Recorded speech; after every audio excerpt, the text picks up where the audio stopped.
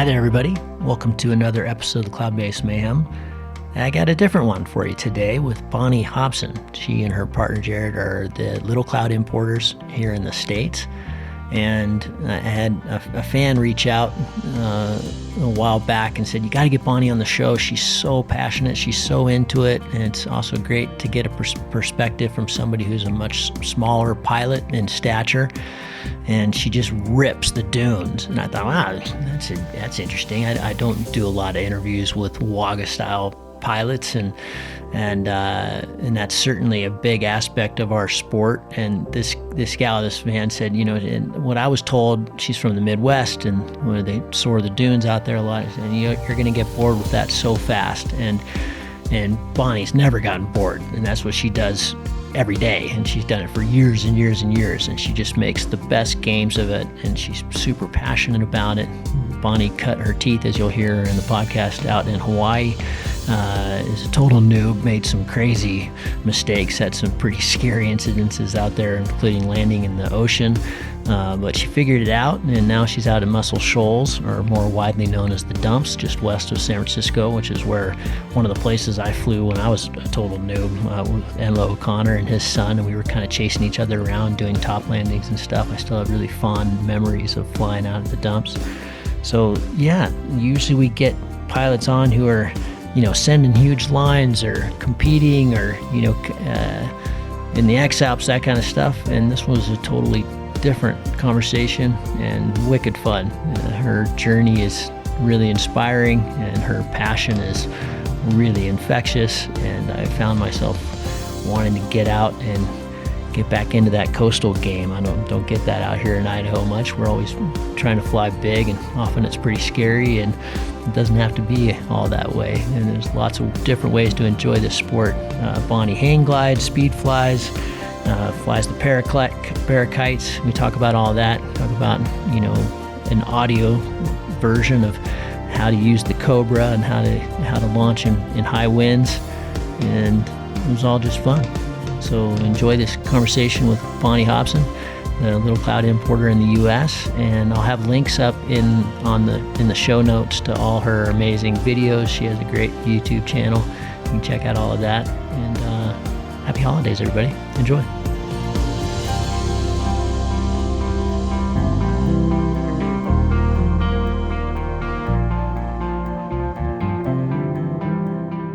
Bonnie, it's nice to see your smiling face. I'm really excited to talk to you about our shared passion. It sounds like you've got more background in different types of wings by a lot than I do. So I'm excited to hear about skydiving and hang gliding and everything you do, and Little Cloud. I understand you're the U.S. importer for Little Cloud. I don't know much about the Little Cloud wings. So yeah, we got a lot to talk about. Thanks for coming on the show. Hey, Gavin, thanks for having me. I'm really excited.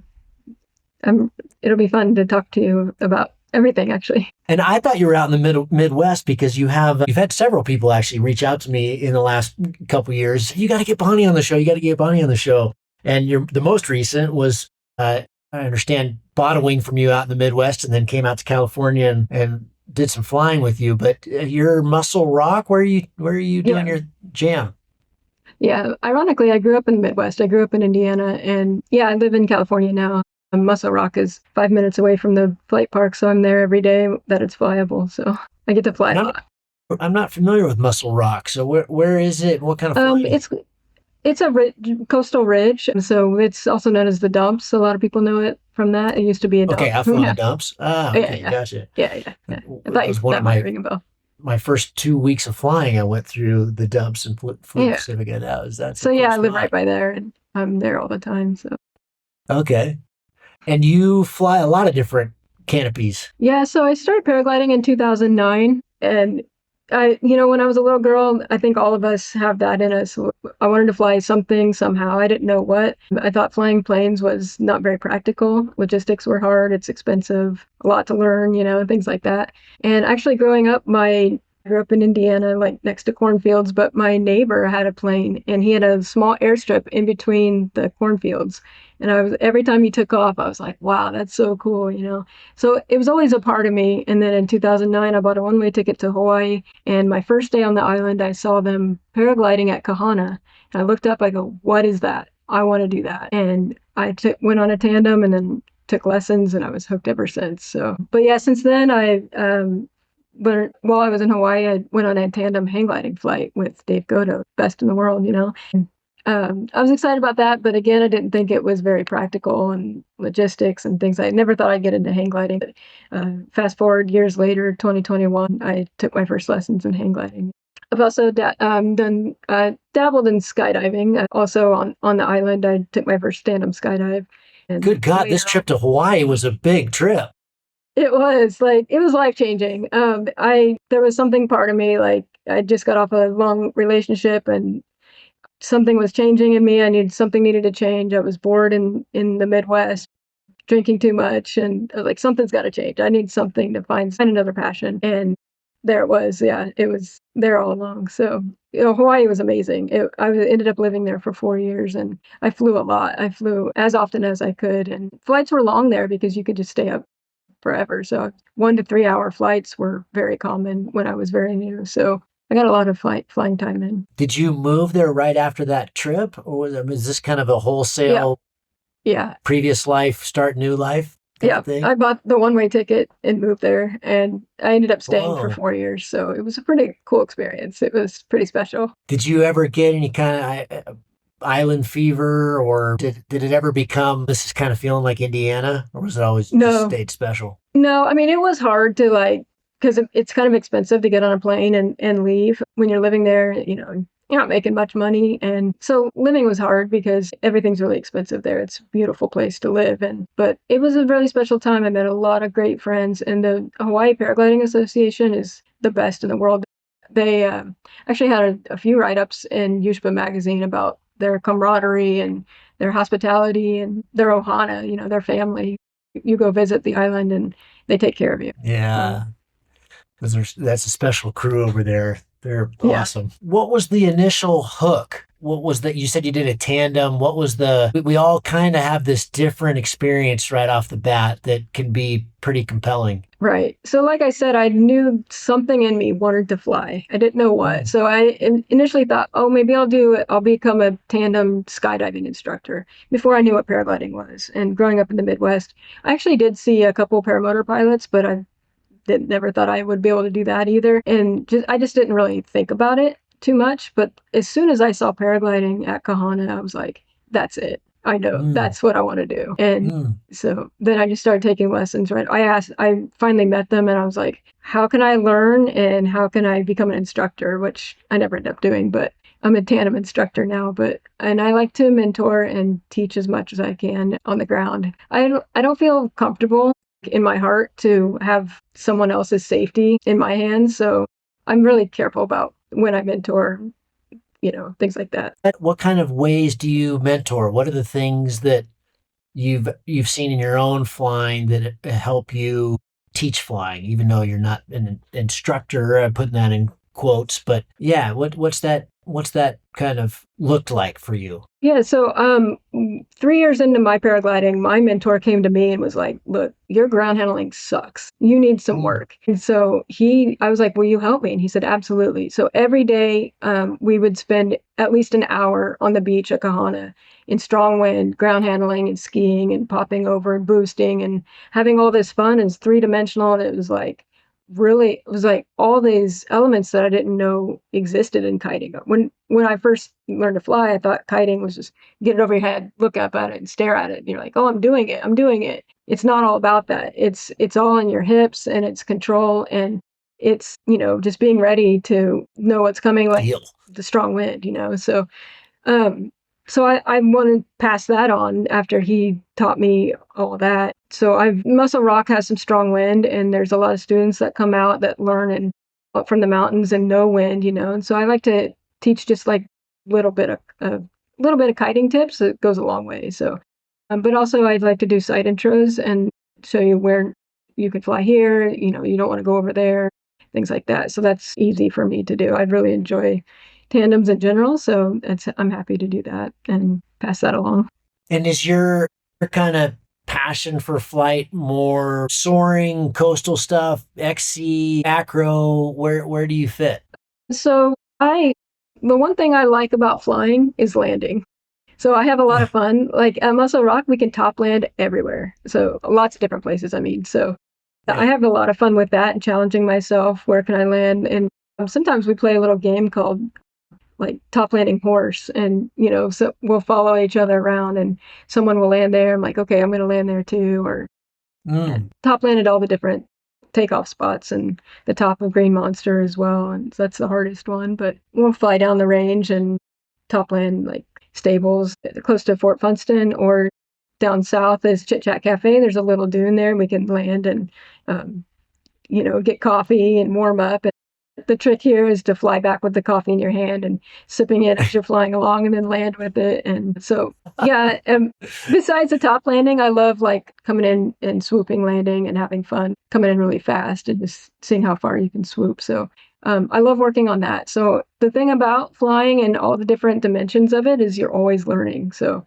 I've been doing this 16 years now. I'm still always learning. So yeah, coastal is my main jam. I learned in Hawaii. It was mostly coastal. It was actually like ridge thermals, but back then when I was learning, I didn't understand that so much, and I was mostly just coastal flying. I wasn't really utilizing the thermals there. But yeah, no, as you're always learning. I'm actually doing more and more thermal flying. So 16 years, I don't have a lot of thermal flying under my belt, but I'm getting better and better at it and enjoying it more and more. So I always like to know where I'm going to be landing. So I don't like to put anybody out like, oh, can you come get me?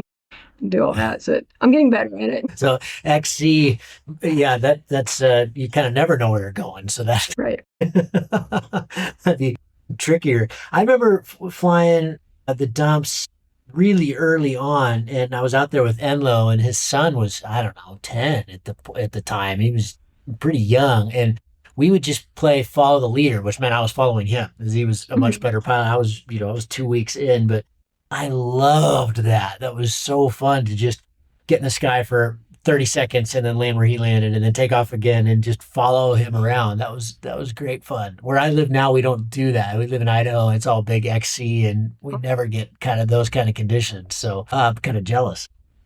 It's a perfect spot for it. Skydiving. Do you still do quite a bit of skydiving? Not really. I learned that in, let's see, it was 2017, I think, 2018. I did the lessons. Again, it was super fun. I loved it, but it's really expensive and waiting around for the plane and weather and just having to pay for a plane every time. I'd like to be flying a lot more, so I didn't end up pursuing skydiving, but I have like 5 tandems and 8 solo jumps, so I'm not that Okay. experienced in skydiving at all. So, but I Right. did it and I did my solo jumps and it was really fun. But yeah, I didn't pursue it. A lot of people get pretty bored of coastal soaring, ridge soaring, pretty quick. How do you keep? I mean, you just talked about you kind of play these games and that kind of thing. But before we started recording, you said one of the reasons you haven't become an instructor is you just love to fly too much. You just want to be in the air all the time. How do you keep the passion going? What is it about flying, that kind of flying, that just keeps you humming? That's a good question. A lot of people think not a huge ridge. How do you not get bored all the time? Well, I'm really special or lucky that I have lots of different gliders. So if I get bored, I just switch gliders. So I'm always flying something different, different aspect. The kite risers are a big thing now. So I'm always learning on those. And so I'm just switching it up all the time. So that's one thing. I fly lots of different wings. I'm a huge fan of Little Cloud gliders just because they make smaller ones, so they always fit me a little better. I'm a really small pilot, 53 kilos or something. Not very heavy at all, so I like smaller stuff, but also with the strong wind here, I can soar the smaller stuff, so that's really fun. I can soar 8 and 10 meters, like easily. So stronger wind and, downsizing once you work your way up to that. I like to push that, you need to work your way up to flying in stronger wind because you got to do it safely. You don't just want to go out on a 20-25 mile per hour day and, you know, And how? and it starts with ground handling, ground handle, kite, kite, kite, get better at it, and then slowly work your way up to stronger wind. A lot of the times when it's strong here, it's cross, so it's really tricky, and there's different rotors and things like that. So yeah, different conditions. The thing about Muscle Rock, another reason why I don't get bored, is every day is completely different. Actually, every hour is different. The wind is always changing, and a good pilot will recognize that and know oh, the lift is changing over here. Oh, it's getting lighter. Don't play and get too low. Also, a lot of playing. Like I like wing overs and spirals and things like that. So I like to play, and I call it free refills. So I'll climb up, play and get down. And so I'm always moving, always keeping energy in the glider and keeping it challenging. Yeah. And then, you can do the chill days where you go up and down the coast on the good west wind days where it's straight in and you can fly up and down. And that's fun too, to just go to different places and top land along the way, but makes it interesting. But yeah, I mean, I always say if you're bored ridge soaring, you're doing it wrong. There's so much you can do. There's so much more you could learn. You work on top landing, work on wing overs, spirals, whatever you want to do to play with the energy and energy management to get down and then climb back up again. I mean, it's the best way to solve where most of the risk comes from, isn't it? It's just launching and landing. I mean, you can do hundreds and hundreds in a day, that's some pretty good training. Yeah, and to elaborate or continue answering the question that you asked, I did do a little bit of acro training while I was in Turkey in 2021, but I realized how much of a mental workload that was. And then coming back here, we don't really have enough altitude if I'm still learning on maneuver. So I'm super conservative and safe pilot. So I want to keep it that way. And I don't want to do maneuvers that I'm a mediocre on and do something wrong. I don't want to throw my reserve here. So what does that mean to you? What does it mean to you to say you're a really safe pilot? What do you do So what I meant by that was when we met some really, really experienced acro pilots in Italy, they were in Switzerland and Italy, they were telling us that their hard deck is 1,000 feet. That's where they stop doing their maneuvers. I don't want to start my maneuvers here at 800 feet. That's what I meant by being safe. Like I'm not going to risk it. Like I don't want to mess something up. And then I like to preserve, take care of the site too. I don't want to put the site in danger of, throwing reserves or having accidents, things like that. But that's what I meant by that. Gotcha. I remember stories of people getting blown back at Muscle Rock a lot. Is that still just part of the game there? Unfortunately, yeah, we're trying to address it more, just talk about it more, but usually it's people that don't check in with us. They're foreigners, they're coming from Europe or other places, or a lot of it's students too that just are understanding, oh, I got too far behind the ridge, things like that. So we're trying to address it more. We have a huge Telegram chat group where we talk about it a lot and say, hey guys, it's the higher you go, the stronger the wind is. You need to make sure that you're staying low and out front. But then I started realizing when I'm giving site intros, just saying stay low and out front probably isn't enough. They probably don't know what I mean by that. So I'm starting to rephrase it and say, fly over the water, stay over the beach, and don't get high. It's fun to challenge yourself to try to fly low. You don't have to be the highest one in the air at a coastal site. That's not challenging at all. And I think some people, I want to get higher, but the higher you go, the stronger you are, the stronger the wind is, and the less penetration you're going to have on your gliders. Just keeping that in mind and trying to tell others that and communicate that is helping. We should probably just describe the site for listeners who aren't familiar with it. As I remember it, it's a big cliff, and you're right on the ocean, and you could launch kind of anywhere at the base of the cliff on kind of that ice plant type stuff and, grass, and it's really friendly. But then, at the top of the cliff, just behind that is San Francisco, basically. I mean, it's very densely populated, and it just goes completely flat and then kind of starts dropping a bit behind that. Is that about right? Yeah. So Daly City is the town right behind it, but then further on is San Francisco and SFO even. So we do have airspace there as well that we need to stay below, which isn't that hard. Go ahead. I'm hearing planes quite regularly wherever you are. Yeah, I'm not far from the site at all. So it's actually faster for me to ride my electric unicycle to Muscle Rock than it is for me to drive the car, because I have 9 stop signs and 2 miles along my way. So otherwise there's a trail that goes underneath the freeway and I can just hop on the unicycle and ride down. So that makes it really fun too. Unicycle? We should have started with that. Fantastic. Oh. Yeah, so that's really fun. That's a fun pastime. I didn't know they had electric unicycles. Of course they do. That's Yeah, so I started on a one wheel, and unfortunately, my one wheel got stolen when I did a hike and fly one sunset flight at Muscle Rock. And my buddy had a electric unicycle, and he's like, "Why don't you try this?" I was like, "Okay." So I did, and I was like, "Okay, it has more power, more range. It can go up and down the hills easier." I ended up learning and got one, and now I take it out there every once in a while when I'm only taking one wing with me. If I'm taking a quiver, then I'll drive the car, but I like to have demos on hand in the car, so in case somebody wants to try something. what do you do outside of so you bought the distributorship, you're the Little Cloud dealer in the States. What did you do? I mean, back in Hawaii days or Indiana days, what's your side hustle or main hustle? I don't know if that's your main hustle now or how do you Yeah, make a living? yeah, it is at the moment. In Hawaii, I was a tour guide, and that was really fun. So Kualoa Ranch is a really, really cool place. Lots of movies and TV shows are filmed there, and the most famous one, of course, is Jurassic Park.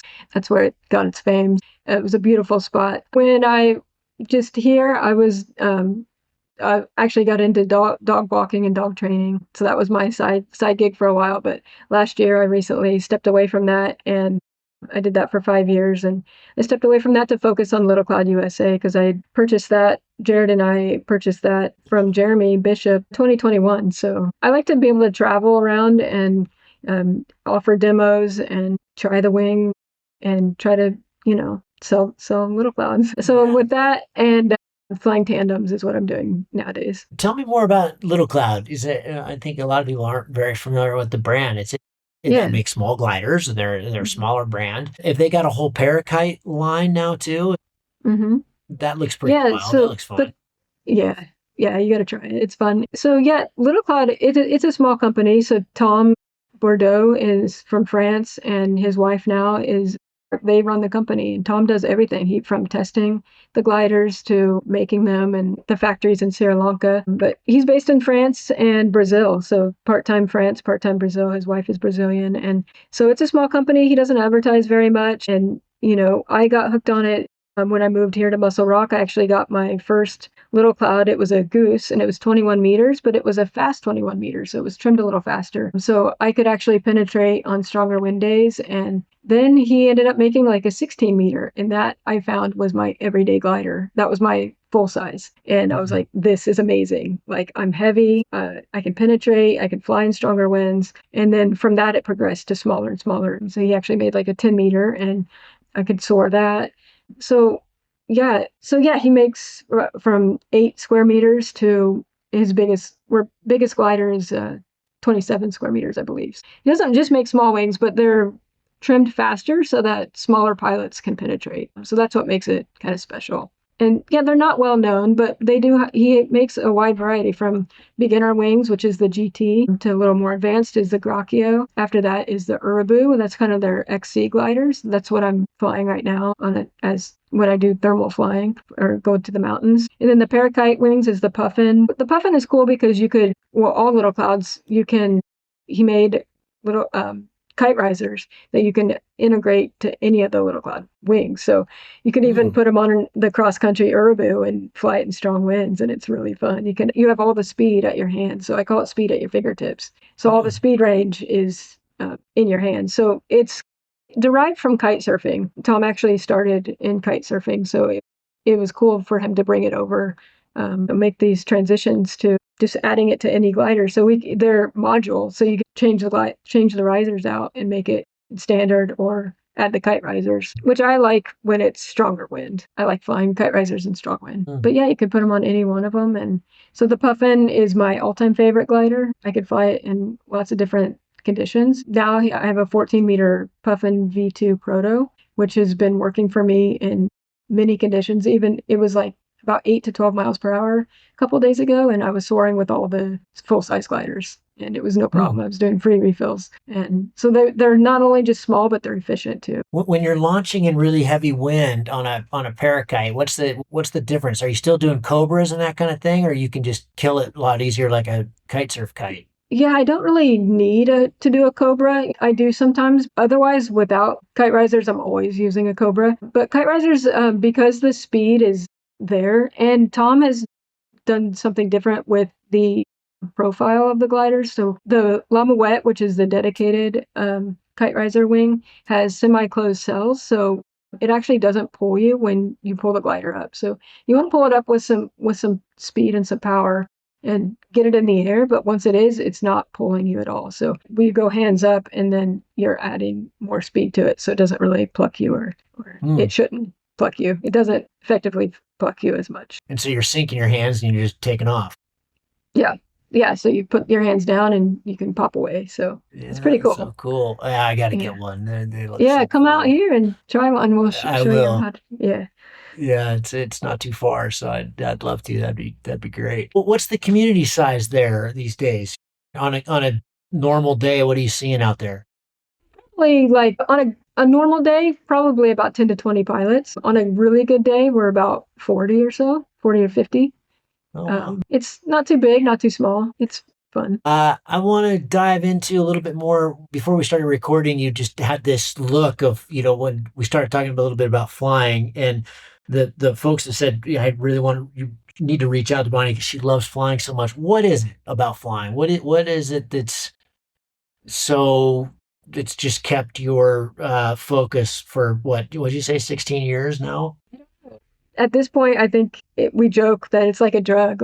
I gotta have a hit, gotta get my feet off the ground. Yeah. When I was little, I remember my brother would throw me up in the air and like catch me, and my eyes would get real big and I was real scared, but I loved it every time. Like, do it again, do it again. And then I remember in high school, I was a little older, I did we went to Six Flags, and I think it was called the Dragon's Wing, where they raise you up like 200 feet and then drop you and you swing down. And yeah. And I was like, oh my God, this is it. Like, there's something here. So, it's always about finding your passion. When I was a very little girl, probably 2 years old, I was passionate about basketball of all things. I grew up in Indiana. I was a Hoosier, and I was very passionate about basketball. And then, went to college and played. And then, I had to find something else after that. As I mentioned earlier, like I was born in the Midwest, needed to find something else, like what was after basketball, And then I found this, and that's it. Like, so yeah, sharing the passion. I love doing tandems. I was really worried about getting my tandem license because I was like, okay, it's going to be work now. I'm not going to like it anymore. But actually it changed. I was like, I love it. Like, let's go. You want to go tandem? Like, let's go. I'm up to like almost 60 tandems or something now, and wow, I enjoy it a lot. What about it do you really enjoy? Are you feeding off more of the energy of your passenger, just their kind of minds being blown? Yeah, that, like, the most memorable flights I have are when someone cries or they won't shut up. They're like, oh my God, like, we're in the air with no motor, there's no engine, like, this is just physics, and I'm like, yeah, it's like, it's really cool. But I mean, that's the thing. Yeah, that's the thing about it. It's like free flight. But I love it when they're screaming, they're happy, or they're crying of joy. Everyone's really afraid. They're like, I'm afraid of heights. This isn't going to work for me. I was like, trust me. Give me 3 seconds. 3 seconds we'll be in the air. If you don't like it, we'll land. Even Has that ever happened? No, they've never gotten too scared. Out of 960 something, whatever, none of them have been scared of heights or, oh, I'm scared, I want to go land. Even my niece and her husband came out, and I was really excited to take them, and he was really nervous. She had a great flight, so I top landed, and I was like, okay, you ready? He's like, no, I don't want to go. I was like, okay. I was like, Elizabeth, do you want to go with me? I'm just going to launch and fly back to the car. And he's like, wait, you're just going to fly back to the car? That's it? I was like, yeah. He's like, okay, I'll go. I was like, you sure? He's like, yeah. I was like, okay. And then right when we got in the air, stop at the car. Yeah, no. Well, I was like, well, I have to bench up a little bit and, climb a little bit so we make it to the car. And so we got in the air, and he was like, oh, this is cool. And I'm telling you, it was within seconds. He's like, oh, I'm good. This is cool. This is fine. I had this, it reminds me I had this really special moment with my mom. This was back in my sailing days, and we were getting close to the end of what was called the Best Odyssey. Best Kiteboarding was the sponsor, and we were up in the Outer Hebrides in Scotland, and it wasn't, this was a kite surfing expedition. I mean, the water's cold up there, and it was really gusty, and it wasn't really working very well for kite surfing. It was frequently just not windy enough, and but that made it great for flying. And I had my tandem kit on the boat, and I've never been a tandem pilot I'd never gotten a rating, but I had the tandem gear. And so I was taking all the clients flying every day because it was perfect. You could just walk 10 minutes from the boat up a little bit of peat. There's no trees in the Orkney Islands. It's all just peat moss. And so that's why the Scotch is so famous up there. And you just walk up a little bit and launch and then fly around. And so I had all these clients, and as they got more and more comfortable, I started doing big wing overs and having fun. And my mom would just sit on the boat. She was in her mid 60s at that point, and she would just watch. And we'd come back. You'd fly all day, and it never gets dark in Scotland in the summer. You'd fly whenever you wanted, and so I'd fly and come back for lunch, and fly and come back for dinner, and fly and come back to go to bed. And about the third day of doing this, I just never imagined that she'd want to go. And about the third day of doing this, she just had this look on her face. Mom, do you want to do this? Oh my God, I thought you'd never ask me. Yes, please, please, please, please, please. And so we went up, and she had really bad knees at the time. Now they're all been replaced and they're fine. But it was kind of hard for her to, and so we go up just a little ways, and it was pretty windy this day, and launched. And I'm just kind of boating back and forth. And 90 seconds in, she's going, now, Gavin, do that stuff I've been seeing. What do you mean, Mom? When you bang it, when you're doing stuff, we're just floating. Do that other stuff you were doing. You want me to do some acro, Mom? Yeah, do the acro. Do the acro. Just my little tiny mom, she's 5'1" and she's from Arkansas. It just never occurred to me that she'd be into this stuff. So, I start banking it. I'm not close to doing wing overs. I'm just doing more kind of turns. Now, Gavin, I've seen you do it. No, go do that stuff. And so eventually I'm doing way over the top wing overs. And she's just hooting and hollering and more, more, more. I couldn't believe it. So she still talks about just how special that day was. And that was so fun. It was such an amazing experience. I think better for me, maybe. Yeah, I think my mom is my favorite passenger, but I've taken most of my family, and those have been my favorite flights, hands down. So, but my mom's the same. Cool. She's like, go do wing overs, do wing overs. Bigger. Yeah. Go for it. Yeah, that was really cool. Tell me about, so you're not an instructor, but I understand you do a lot of what's called mentoring. When somebody shows up at Muscle Rock, haven't flown, how do you teach? How do you get people into it? What are the most important things? People that are listening right now that are thinking, I want to get into this sport. What should they know? What have you learned that's the most important thing for people to digest about learning how to become a pilot? I think hands down fundamentals is ground handling. Like, I think it's skipped a lot in instruction, unfortunately. I wouldn't knock any instructors by any means, but I just think that it's skipped a lot, and we need to focus more on it so that we can mitigate injuries. I think understanding your glider and doing that on the ground is the best place to do it, but feeling it, moving side to side, feeling the energy, and then working your way up to strong wind handling is important. And then understanding the stall speed, but of course. So, and that takes place when you're top landing and things like that. It all circles back. Hands down fundamentals. Like, I learned that in basketball. Like, I'd always do these drills and I hated them. I'm like, oh, these drills suck. Why? And I never understood the importance of them, but it's like the background of, the basics of what it's leading to, And then I realized that later on, like I said, my 3 years into my flying, like, I was getting picked up and plucked and slammed all the time. I didn't understand why. And then you get better and you get in more control, your launch when you're ready, and it's really important. So I start there, but then knowing where to fly, like rotor is huge here at coastal sites when you're ridge soaring. And when the wind changes, which it does throughout the day, all day, the rotor changes. So that's important to understand. And the wind also picks up and slows down. So if you don't want to land on the beach, if the wind is getting lighter, then you need to understand that too. But understand this big thing is, number one, here at Muscle Rock, what I like to do is look at the hawks, because we're flying with the red-tailed hawks, and they point themselves and hover like in the direction of the wind. I'm like, okay, that's it. That's the wind direction. So that's one place to look. But you can always look at if other people are kiting or flying, or we have lots of wind socks, but they're always changing. We always want to look at that. Or if you don't have that, then you notice your ground speed, and always check your penetration, how fast you're moving into the wind. So that's important. You said you use the Cobra a lot. How did you learn it? How do you teach it? How do you set it up? And this is tricky because this is an audio podcast. So I mean, it's a challenging thing to do without showing in your arms and all that kind of thing. But Yeah. yeah, take the listener through Cobra. So my mentor taught me that when we were doing all the kiting and ground handling in Hawaii. And so mainly it's not really that hard, but you set it up perpendicular to your body. So the wing will actually be straight up the hill. Because essentially what you're doing is raising one side of the glider at a time. So you're not lifting both sides of the wing at the same time, and you're slowly bringing it up. It's so crucial to do this when I'm doing tandems because we don't get pulled and drug, and I usually don't have any assistance. And so I just pull lay it out perpendicular on the hill. So the wing is above me and then I'm down just below it. So that your position is actually important too. So the wing is And perpendicular and how you're right below it. downwind of it, wind of it, how cross, where is it laid out in relation to you and the wind? I kind of lay it like 90, Mm, like okay. straight above me up the hill and then get under it. And then I'm just pulling that 1A and then walking under it slowly and you're right under it. Um, yeah, When it you works say well. when you say 90, so your back is to the wind and the wing is directly uphill, but it's basically dead downwind of you. Yeah, Mhm. exactly.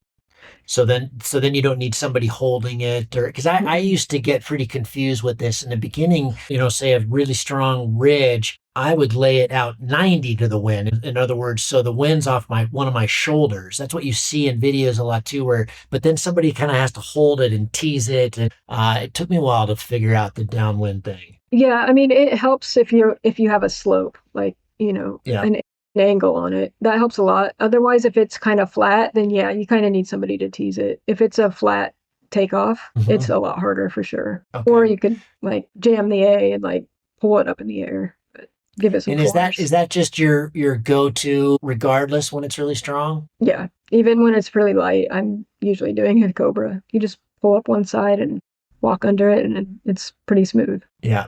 Yeah. What other little high wind tricks can you pass on? What are A's some and things that C's. people A's and C's? Yeah. Yeah, so Or you're holding the B's. Depends gas. on the wing. Yeah, it does. Yeah. So A's and we'll call it C's. A's and C's, or rears, I guess you could call it. Uh, Yeah. you're holding the gas and the brake at the same time, but you really want to hold the brake a little bit more as you're pulling it up so that so you're slowing the glider down and then slowly releasing it as it's coming up. Otherwise, I see people, I was using A's and C's. It's like, well, you weren't really using your C's because it was still pulling up too fast. Still pops So you. Yeah, it yeah. plucks you. So So if you're you getting want to use plucked, you're those not brakes. using enough C's Yeah, or exactly. rears. Right. Okay. Exactly. Yeah. You talked about it's a lot more hips and body and Mhm. feet. I think this is another thing that certainly see beginners struggle with. They're all about their hands with the wing rather than movement. How do you teach that? Another thing you mentioned hands, but it's finesse. It's not too much, not too toggle happy. Like I saw one guy like doing this. I was like, "What are you doing? You're like boxing." No. So slow down. So everything's slow, finesse, um, and then moving your hips around because depending on the wind, you're you know turning. If you want to turn your wing away from the wind, then you'll drop the hips to one side. Get it, kind of like a cobra, and then you can do it the other way. But just moving your hips just a little bit is going to turn the wing ever so slightly. So it'll help you turn and then doing it slowly so that you're turning into the wind and getting ready to take off in control. A lot of Are people do it you in way the too fast. Are you in the kind of place where, what you see a lot of is kind of an upside down cobra? I don't know if that's the way to describe it, but when Mhm. you're on snow, you can just have the A cells straight down on the ground, so it's upside down of how we would normally launch, and then you can just pull a brake and Mhm. kind of wind it around, and that's quite sexy. But do you ever do that at Yeah, Muscle Rock? sometimes. Or do you have the kind of terrain for that? Not the terrain is key there, but sometimes we have the ice plant and it just gets stuck and everything. Uh, But you really yeah. want a lot of wind for that too. And bigger gliders, it's a little harder, but yeah, we do them on the mini wings Mm. sometimes. But I find a regular Cobra works okay for me. But definitely you'll get less plucked if you do the upside down Cobra. But that's a fun one too. When we go up on Green Monster, sometimes it's really, really strong up there. We'll do it up there. The Green Monster is a launch. Yeah, it's the top. So that's about a 600-foot ridge, and It's there's top of the trees up cliff. there, top of the Oh, cliff. Yeah, that's one of our nicknames for it. okay, gotcha. Green Monster. Yeah. That's got to make the newbies kind of nervous. You want to go to I Green know. Monster? It's a heck of a hike, and you have to pass through poison oak and things like that. It's Ooh. 600 feet. It's not that bad, but people think, oh my gosh, What nothing. is the Bonnie? What does the future flying look like for you? You said you're getting into hang gliding, so you're way reverse of the normal trajectory. Usually people hang glide and then they get into paragliding, if anything, if they get into flying. But you're going the other way. Why, and where did the hang gliding come from? Yeah, so my friends were doing it, and Jared, my boyfriend, wanted to do it, and I was like, I want to do it too. It'll be, add it to the quiver, and something new, something different. Always learning is fun. Yeah, just adding it on. I'm taking it really, really slow, just because I don't want to get hurt, and I'm very conservative. And Fort Funston can get really windy. Yes, you can penetrate a lot easier in a hang glider, but still, it's a beginner hang glider that I'm on, so it's not as fast. So I want to make sure I can penetrate and land safely, because when it is windy like that, it does get very rotary. So, and then can cause complications on landing. You know, I don't want to break my arms. So, but yeah, it's fun adding something to the quiver for sure. Are you taking the hang glider inland at all as well, or Mhm. just coastal? Okay. Oh, Yeah, cool. yeah, we do. I haven't really thermaled one. There's this crazy video I posted on YouTube. I took it to Hole Mountain in Lake Pillsbury in Northern California, and it was a boomer day. It was in June, and I didn't know because I couldn't see the cumulus clouds behind the hill behind us. But my friends were telling me if you could have seen the sky from the ground, you wouldn't have launched that day. And our buddy launched in his hang glider. He's very experienced, and he scored it and got super high. And we're like, oh yeah, it's on. And I was to the point where I was just like, okay, I want to launch and land.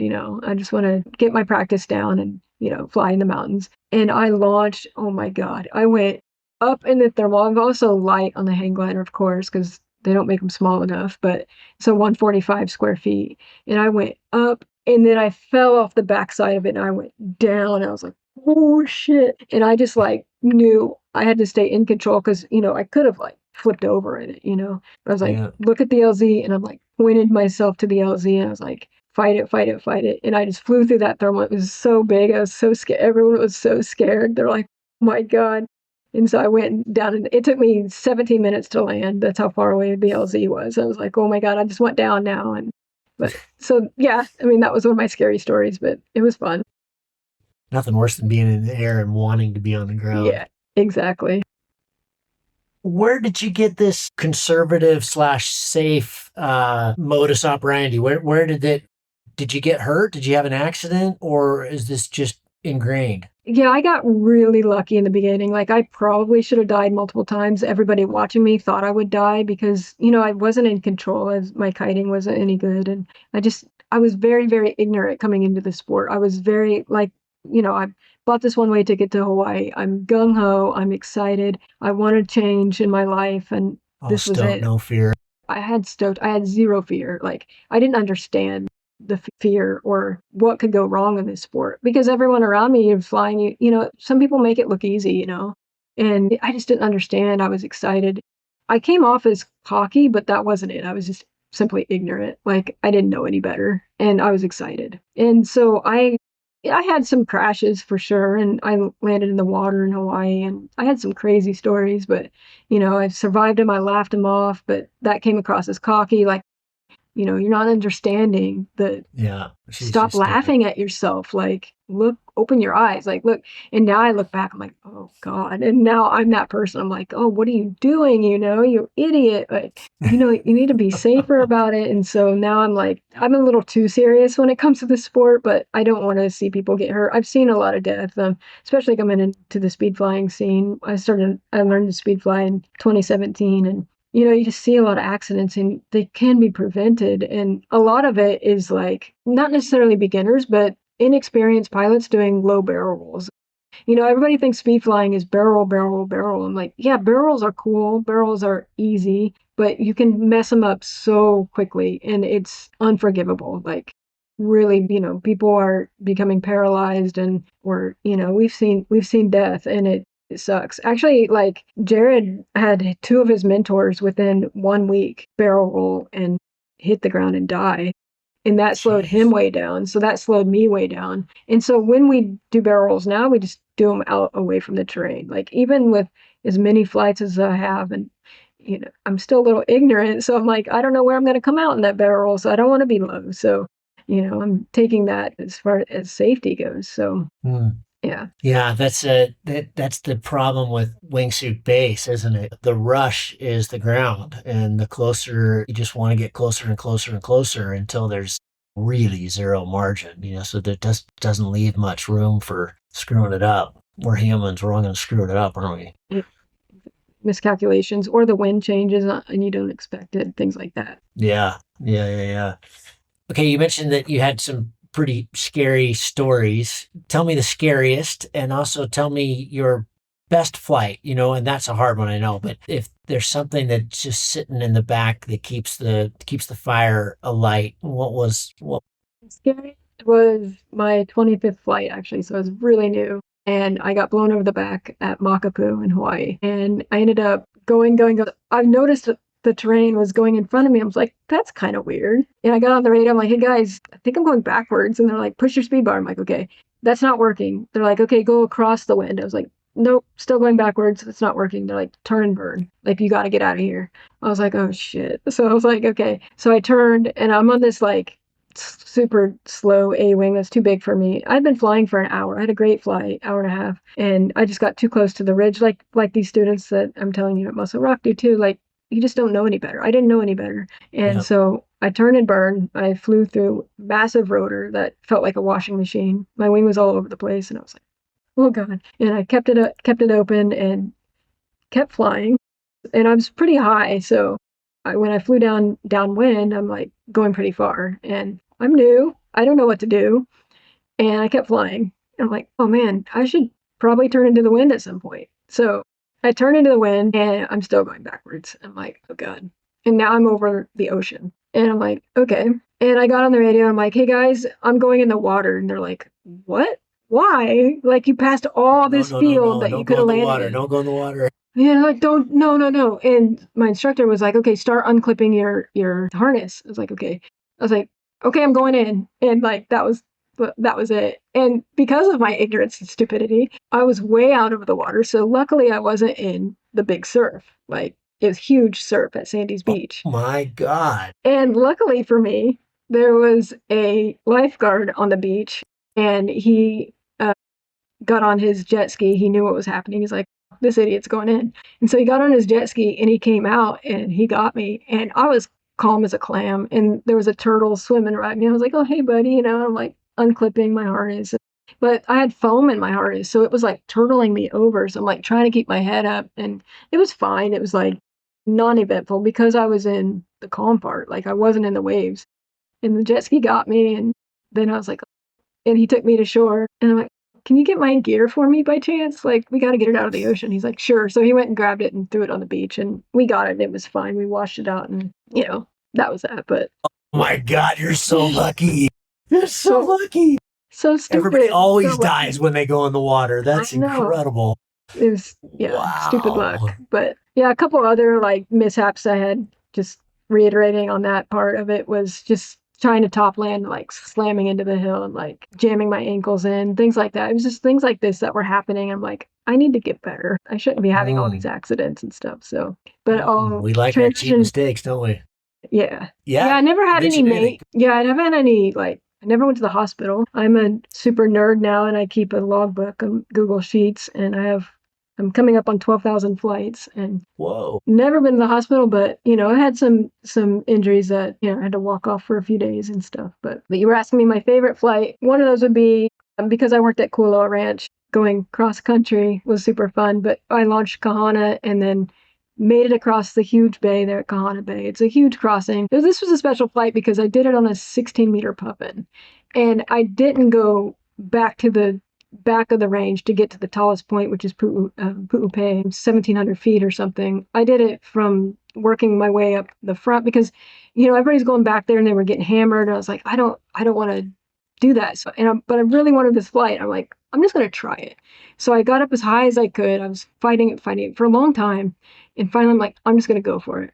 And because if you don't make it, you go and land at the beach, and it's okay. So there's not huge penalty points for not making it. You're okay if you turn in time. But I knew I needed to turn in time, especially being on a 16-meter wing. It's 5.3 aspect. It's nothing major, Yeah. So 16-meter puffin, and I'm like, I'm going for it. And so I make Jared had already crossed and come back, and he's like, want me to get this flight too, because Kulo is so special to me, because I actually lived across the street from there too, so it was like my backyard, and it's just a beautiful Jurassic Valley, and it's just really special. So finally I was like, I'm going for it, and I'm like, I'm going, I'm like, oh my God, I was like, I think I'm gonna make it, and I'm pushing across that huge bay, and I made it. Once you make it across and you're high enough, you're established already, you're going to Kualoa. Yeah. So I get over there and I made it, and I'm like, yeah, I got it. And so I got up higher and I flew the ridge, and I'm like flying over Jurassic Valley. I'm like,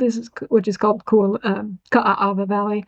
I'm like, this is so cool. And, I'm taking pictures and stuff and like documenting it. And then I landed at Kualoa Beach Park in the front, away from the trees and everything. And I said, yeah, I made it. And then here comes Jared, and he follows me and he lands there too. And so it was a really special flight. It was super fun.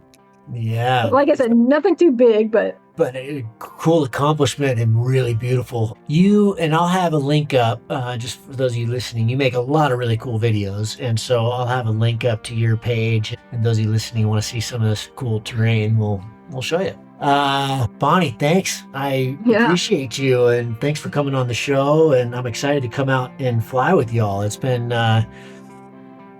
2004. Oh my gosh. It was one last time I was at the dumps, so It's been a bit. It's been a minute. I should get out there again. Yeah, come on out. It's fun. There's other places we fly too that are really fun. We can go inland in the mountains too, and then Sand City is super fun at the sand dunes, so that's one of our favorite go-to spots as well. It's only an hour and a half or so. Good wagga going out there. Yeah, that's awesome. Super fun. That's really fun. I appreciate it. Thanks very much. Thanks for coming on the show. Yeah, thank you so much. I appreciate you having me. Cheers.